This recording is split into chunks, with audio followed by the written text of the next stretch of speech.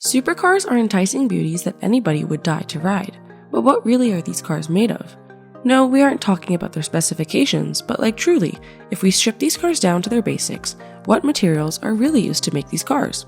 If you want to know more, stay tuned. Steel. The most frequently used component in automobile production is steel, made from iron ore. Most cars use about 900 kilograms of steel on average. Over time, technological developments of steel production have made it possible for automakers to use various steel types with various degrees of rigidity for different components and areas around the vehicle.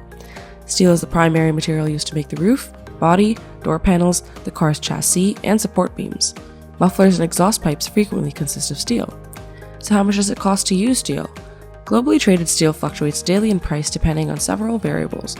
For producers, buyers, and consumers, the price of steel is influenced by various factors, including supply and demand, the strength of the US dollar, seasonality, and global pandemics. Plastics. Most plastic parts in cars are made from petroleum byproducts that are produced by chemical companies. It can be used in nearly half of all automotive components, such as the dashboard, airbags, door handles, pipes, and air vents.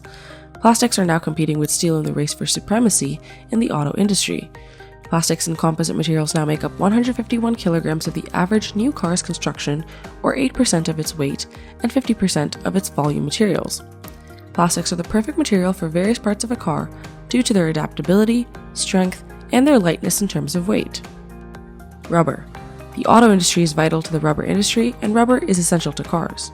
One of a car's most vital components is the tires. Numerous belts, hoses, and seals essential to a car's engine's operation are also made of rubber.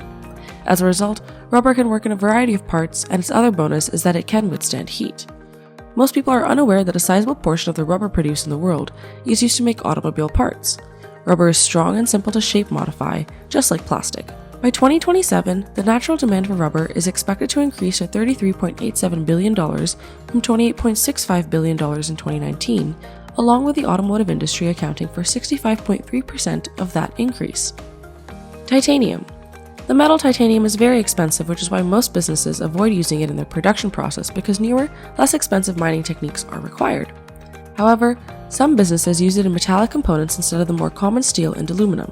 Essentially, titanium has a quality that improves the aesthetics of cars. Aluminum. Since it is lightweight and malleable, aluminum is being used more and more in the production of automobiles. In 1975, the average car weighed only 84 pounds. By 2020, that number was expected to rise to 466 pounds, and by 2028 to 565 pounds. Aluminum is a common material for wheels and many other essential auto parts, including engine blocks, that have been constructed using this metal in place of steel and iron. Glass. Glass is used in car mirrors, backup camera lenses, and navigation screens. It makes the driver's vision of what they are doing and where they are going more clear. Laminated glass is used for the windshields. Thanks to lamination, users are guaranteed the highest levels of safety, particularly in the event of an accident. Lamination entails sandwiching a thin vinyl layer between two glasses, which ensures that there won't be a shudder if the glass is crushed. Lead. Lead is a great metal as it is heavy and provides stability to the car. This property means that most wheels are constructed of lead, aluminum, and some fiberglass. Lead is also used in the battery, allowing it to operate at safe temperatures even as the car heats up. Generally, pricing depends on where that lead comes from. If it's a referral from a current customer, most dealerships pay a bird dog fee of $50 to $100 to that customer. Fiberglass. The majority of people believe that glass and fiberglass are both different materials. This is untrue though. Small delicate glass strands are used to make fiberglass. The majority of it is air, not glass. It is possible to create smaller, lighter objects by weaving the glass into these tiny sheets and painting resin on them. Fiberglass's greatest quality is that it resists flames. It can be used in front bumpers, doors, roofs, casings, and wheels. The automotive industry can benefit greatly from fiberglass. It helps replace steel in places where it can easily corrode because it is non-corrosive. Magnesium. Magnesium is another material used in cars. It can be a part of the body, the structure, and some of the engine components. It is superior because it is lighter than steel and aluminum by 75% and 33% respectively.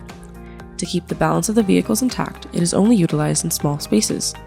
Despite material costs being higher than those of substitute materials, demand for magnesium is still predicted to rise by 5% annually for the next 5 years. Raw magnesium's unstable price is another barrier to its wider use. According to Investing News, magnesium's price peaked at $2.72 per pound in October 2017, up from its October 2017 price of $2.10 per pound.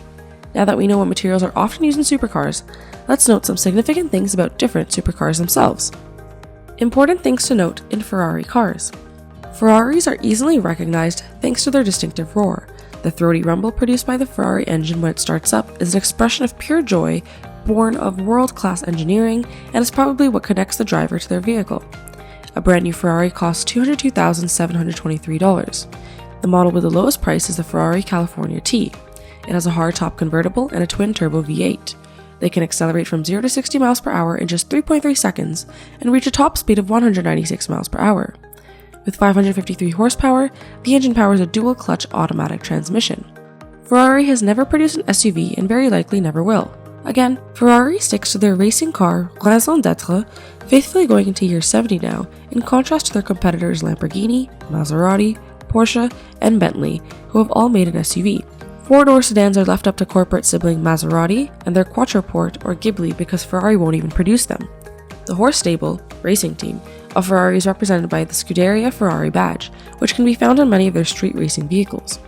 Many people are unaware that Enzo Ferrari raced Alfa Romeo cars with this badge before founding the Ferrari SPA in 1947 and running his team. Important things to note in McLaren cars. In addition to setting numerous automotive records, McLaren was a forerunner in developing carbon fiber bodies.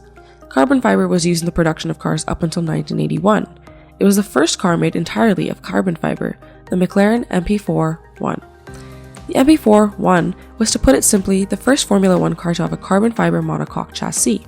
It was strong yet lightweight, agile and able to withstand significant impacts, making this car far superior to its peers and its time.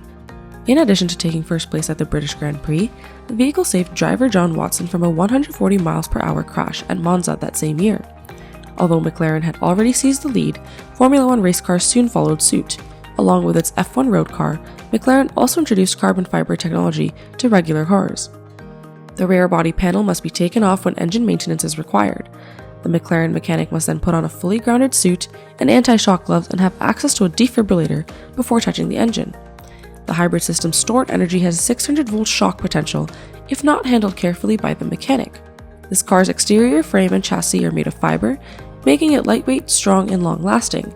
Many hybrid supercar bodies are currently made of carbon fiber.